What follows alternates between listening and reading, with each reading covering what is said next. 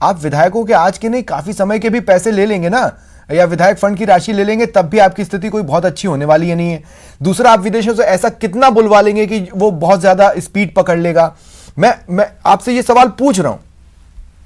निश्चित रूप से आपका प्रश्न बड़ा महत्वपूर्ण है। जब हम अगर सीरम इंडियन इंस्टीट्यूट को 4.25 करोड़ डोज का हम अगर ऑर्डर दे सकते हैं, अगर हम राजस्थान के लोगों के लिए 3,000 करोड़ का हम चिरंजीवी योजना, स्वास्थ्य बीमा योजना ला सकते हैं, तो राजस्थान की सरकार राजस्थान की जनता के स्वास्थ्य के प्रति प्रतिबद्ध है। हिंदुस्तान के अंदर ऐसा पहला राज्य है जो राजस्थान के तमाम लोगों को स्वास्थ्य का सुरक्षा कवच देता है। इसलिए हमें हमारे लोगों को वैक्सीनेट करना, हमारे पे इस जनता ने विश्वास किया है, हमारा दायित्व है। एक्चुअली अब तो मैं भी देखना चाहता हूं कि जितनी तेजी से आप कवायद कर रहे हैं उसमें से आप कितना लेकर आ पाते हैं, क्योंकि अब तो ये आपकी प्रतिष्ठा का सवाल बन जाएगा। एक बार अगर ग्लोबल टेंडर आपने निकाल दिया तो आपको पूरे देश में किसी भी राज्य से सबसे बेहतर करके दिखाना होगा, और उसी चीज का अब तो लोग भी इंतजार करेंगे कि आखिर इस कवायद के पीछे आपका इतना कॉन्फिडेंस क्यों है। पंकज जी, केंद्र क्यों नहीं निकाल सकता था? सर देखिए पंकज जी, अब वक्त आ गया है कि आपको भी स्वीकार करना पड़ेगा, लोग वैक्सीनेशन सेंटरों से घर लौट रहे हैं, वो किससे पूछेंगे सर कि कहां है वैक्सीन?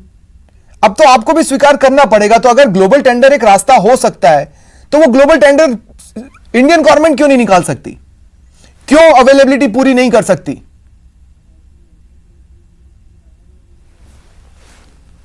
आपको ध्यान हो तो मैंने एक दिन जब ये बात कर रहे थे कि आपने जो है इसका ट्रायल जो है बहुत जल्दी कर दिया और लोगों पे कुछ हो गया तो क्या होगा, इसका एक बड़ा तीखा जो है, मैंने उस दिन तो डिबेट आपके स्टूडियो से थी, बहुत तीखा जो है प्रश्न था आपका, और मैंने उस टाइम भी कहा था कि जो कुछ कर रहे हैं कम से कम देश की जनता के विरुद्ध नहीं कर रहे हैं। और आपने कहा था कि आपने इसको जो है बहुत जल्दी कर दिया, इसने तो अभी 1 साल के अंदर आपने टीके को जो है परमिशन दे दी। कैसे परमिशन दे दी? मैं कह रहा हूं कि यदि ये प्रश्न उस टाइम उठाए नहीं होते तो आज हम इनकी कैपेसिटी बहुत आगे होती। लेकिन चलिए वो बात गई और चले गई, क्योंकि आपकी डिबेट देखेंगे तो बहुत सारी डिबेट हम कर चुके हैं। अब आपको मैं छोटे छोटे उदाहरण देता हूं, अब आपको देता हूं। देखिए, अभी थोड़े दिन पहले आपके इस चैनल पे डिबेट की थी हमने ऑक्सीजन पर। आज जो है, आज सुबह जब पेपर आया तो जो है जो एसएमएस के हॉस्पिटल के सामने एक जो है बड़ा सारा जो है टैंकर का फोटो आया, जिसमें बाकायदा आज के मेन पोस्टों में लिखा हुआ है कि 1700 सिलेंडर प्रतिदिन की हमें बचत होगी। यानी कि अभी तक एसएमएस जो है 1700 सिलेंडर के भरोसे चल रहा था। आज ये जो सिलेंडर, आज इतना बड़ा जो एक टैंकर आना था, इसमें जब इतना वक्त लग गया तो मुझे बताइए, यही कर रहा हूं कि क्योंकि जो कोई भी चीज सेंटर देता है, आपने कहा हमें खराब दे दी। आप देखिए वेंटिलेटर अभी तक कितने काम आए, पीएम फंड से जो वेंटिलेटर दिए, लेकिन एक बार फिर अगर वैक्सीन पर पंकज जी मैं आपको लाने की कोशिश करूं तो मेरा सवाल यही है कि चीजों को एक बार जब आप द्रुत गति से कर सकते हैं तो दूसरी बार भी कर सकते हैं। मैं आपके पौरुष पे सवाल नहीं उठा रहा हूं, मैं आपकी इस मंशा पर सवाल उठा रहा हूं कि फिलहाल आप ग्लोबल टेंडर निकालकर और वैक्सीन की राह आसान क्यों नहीं करते? क्योंकि आप जिस स्पीड से चल रहे हैं उस स्पीड से तो अगस्त, सितंबर, अक्टूबर में भी खत्म नहीं होने वाला एक एक व्यक्ति का वैक्सीनेशन, ये तय है। स्वप्निल भाई, बिल्कुल आपकी जो है ना, मैं बहुत विनम्र शब्दों में कह रहा हूं कि ग्लोबल टेंडर ही नहीं, हम जो है अमेरिका से लगातार प्रेशर बनाए हुए हैं कि यदि जिस दिन जो है पेटेंट के राइट्स हट जाएंगे, हमारे यहाँ की जो फार्मा कंपनीज हैं वो इतनी कैपेबल है कि जो आप ग्लोबल टेंडर निकाल रहे हैं उसका 10 टाइम्स जो है यहाँ प्रोड्यूस कर देंगी। 10 टाइम्स, केवल और केवल जो है जो कानूनी अड़चन है, जिसको हम लगातार कहते आए थे कि लेकिन पंकज जी, अमेरिका की इस बात की तो तारीफ करनी पड़ेगी ना कि उन्होंने पहले अपने नागरिकों को तरजीह दी, हमारे यहाँ जो भी वैक्सीन बनेगी पहले हम खुद को लगाएंगे। वो अब सोच रहे हैं मार्केटिंग का। देखिए, नहीं मार्केटिंग का नहीं है सर ये फंडा, ये मार्केटिंग का फंडा नहीं है। मुझे बताइए ना पेटेंट कब हुए? ये 7 साल में पेटेंट हुए क्या? इनके पेटेंट कब हुए? और जो पेटेंट हो गए, ये कानून बन गए, तब भी हमने कहा था ना, तब इन्होंने मना किया था कि आप ऐसे कानूनों को जो है आप जो है इसका विरोध करते हैं। अब हमने कहा ना कि भाई इन पेटेंटों में छूट दीजिए आप हमें। हम कह रहे हैं आज पेटेंटों में छूट मिल जाएगी। हाँ, लेकिन इस बात पे तो आरसी चौधरी साहब जवाब आपको भी देना चाहिए। देखिए, ये तमाम कदम वो आप उठा रहे हैं जो अगर थोड़ी सी भी मंशा लगती थी कि केंद्र उठाएगा तो हम विरोध करेंगे, क्योंकि एक टाइम पे आप ही ने इन चीजों को लेकर कहा कि इससे न जाने क्या क्या हो सकता है, पता नहीं क्या क्या हो सकता है, और आज आप कह रहे हैं कि ये एक रास्ता है।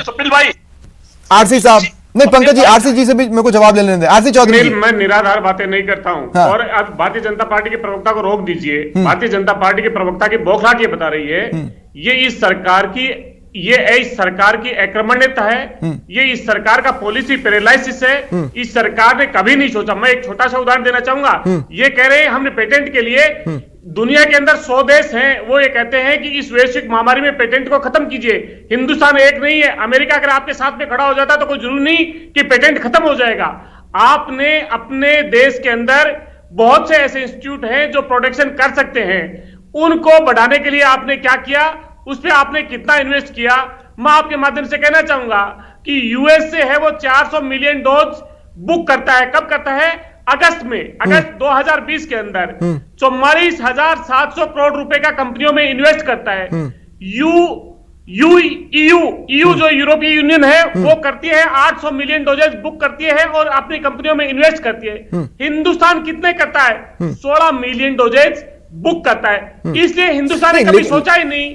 हिंदुस्तान आरसी साहब एक बात बताइए ना, हर कदम पर तो आप हमारे लोगों को संशय लेकर खड़े थे, हर कदम पर तो आप एक शक के बीज लेकर खड़े थे। देखिए ये तो सच है ना सर आरसी साहब? अब जवाब दे देता हूं मैं। हाँ? आपके प्रश्न का जवाब देता हूं। हाँ? मेरे साथी में मेरे प्रश्न का जवाब देना चाहता हूं। हाँ? आपको पता होना चाहिए आधार पुण्यवाला ने क्या कहा था कि आधार पुण्यवाला ने यह कहा भारत बायोटेक जो कंपनी दवा बना रही है वो उसी तरीके की है जिस प्रकार से डिस्टिल वाटर है।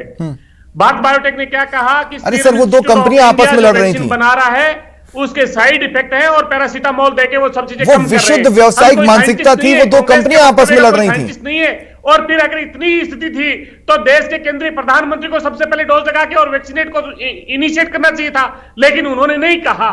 इसलिए ऐसे लिपापोती से बचिए। किसने क्या कहा था? ठीक है, आप ठीक है। प्रधानमंत्री मनमोहन सिंह जी आपको सुझाव देते नहीं मानते। ठीक है। राहुल गांधी एक विपक्षी पार्टी के नेता आप ये क्यों मानते हैं कि जो रास्ता आप ही दिखाए वही एकमात्र रास्ता हो सकता है? आप यहाँ से हो सकता है उनका भी कोई रास्ता हो कि हिंदुस्तान के वैक्सीन। लेकिन ठीक है अवधेश जी, अब मैं आपके पास आ रहा हूं। अवधेश जी मेरा अंतिम सवाल है डिबेट का। मैं ये कह रहा हूं कि जो भी मैसेज ग्लोबल टेंडर्स का जा रहा है वो पॉजिटिव नहीं है, लेकिन वक्त की मांग भी यही ग्लोबल टेंडर्स है। हो सकता है वो ही जो चीज मुझे जो टीका हो सकता है मुझे अगस्त एंड नवंबर एंड में लगे, वो मुझे अगले 3 महीने में करवा सकती है, लेकिन उसकी राह में भी बहुत से रोड हैं।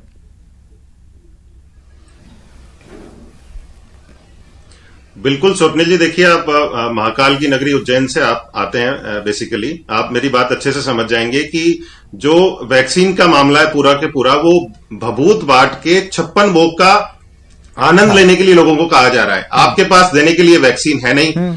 अब ये जो ग्लोबल टेंडर वाली बात है ये करनी चाहिए थी सेंटर को, यदि वाकई में आप सीरियस हैं बाहर से वैक्सीन आ जाए लोग वैक्सीनेट हो जाएं तो ये इनिशिएट करना चाहिए था सेंटर को, क्योंकि ज्यादातर प्रोसीजर उसके हाथ में, वो ज्यादा अच्छे से नेगोशिएट कर सकता है। स्टेट यदि कर रहा है तो वो सिर्फ एक पोस्चरिंग है। वाकई में वैक्सीन मंगा के लोगों को लगवाना, इसमें मुझे ये ज्यादा दिखाई नहीं दे रहा है इसमें। हाँ, और लेकिन एक चीज और है ना, ये पेटेंट जैसे शब्द या किसने कहा था कि कौन सा टीका पानी है कौन सा टीका पानी नहीं है और हमारा ही टीका, ये सारी चीजें ना आप विश्वास मानिए किसी गांव में बैठे भूरा राम और उसकी वाइफ को इस बात से कोई मतलब नहीं होगा। वो अगर अपनी जिंदगी बचाना चाहता है तो वो तो सिर्फ टीका चाहता है। अवधेश जी, क्लोजिंग कमेंट। बिल्कुल बिल्कुल स्वप्निल जी, उसको टीका चाहिए, उससे किसी को कोई मतलब नहीं है। ये देखिए इन बयानों की ढाल बना के कोई यदि ये कहता है कि किसी ने वैक्सीन की आलोचना कर दी, देखिए वैक्सीन की आलोचना करने से वैक्सीन का कोई डोज बर्बाद नहीं हुआ। जो डोजेज बने वो तय समय पर लग गए हैं। वैक्सीन की आलोचना करने से जो कंपनीज की प्रोडक्शन करने की कैपेसिटी है वो कम नहीं हुई है, वो बढ़ सकती थी। तो सॉरी मेरे पास समय खत्म हो गया पंकज जी, आप हाथ उठा रहे हैं लेकिन मैं आपके पास नहीं आ पाऊंगा। फिलहाल आप सभी का बहुत बहुत शुक्रिया मेरे साथ जुड़ने के लिए और चर्चा में शामिल होने के लिए। ये था आज का प्राइम डिबेट। नमस्कार।